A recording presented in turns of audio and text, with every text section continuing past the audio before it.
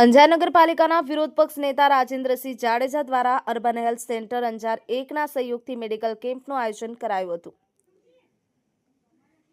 અંજાર નગરપાલિકાના વિરોધ પક્ષ નેતા રાજેન્દ્રસિંહ જાડેજા દ્વારા તેમના વોર્ડ નંબર 4ના લોકો માટે અર્બન હેલ્થ સેન્ટર અંજાર 1ના સહયોગથી બીપી, સુગર તથા એક્સ-રે કરવાનો કેમ્પ યોજાયો હતો।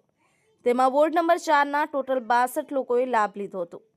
આ કેમ્પમાં અર્બન હેલ્થ સેન્ટરના કર્મચારીઓએ સેવા આપી હતી, જેઓની જમવાની વ્યવસ્થા દર વખતના કેમ્પની જેમ રાજેન્દ્રસિંહ દ્વારા જ કરાઈ હતી।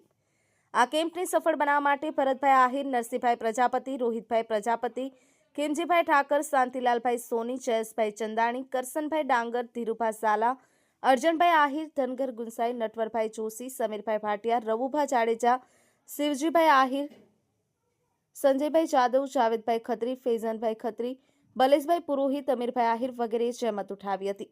Bureau report, HBN TV news, Ramesh સત્યની સાથે।